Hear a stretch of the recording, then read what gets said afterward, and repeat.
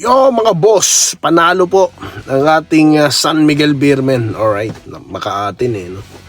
So, sayang no, ganda na nilaro ni Jordan Heading sa first quarter. Pero nakita niyo po yung play ng San Miguel no. Basic pero hirap pigilan sila no. Kasi si Junmar Pajardo tumitira na sa labas. Ito naman si Brondial, ginagawa pong tambayan yung ilalim. Ang galing pumosisyon nung Brondial.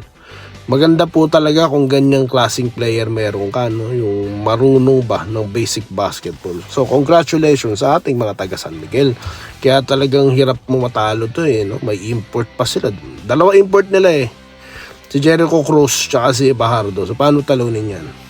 Ang TNT naman, si Optana naglaro, no? Si Pugoy po ba naglaro? Kasi highlights lang napanood ko So, it's a good game guys, no? BGR is there dahil nga hindi siya kasama sa SEA Games. Alam naman natin kung bakit, hindi po ba?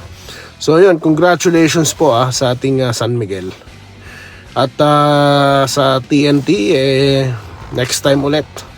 Diba? Next time ulit. Okay lang yan, understandable yan. No? Nice try. So yun po ang ating masasabi lang ngayon. Maraming salamat po guys sa inyo lahat.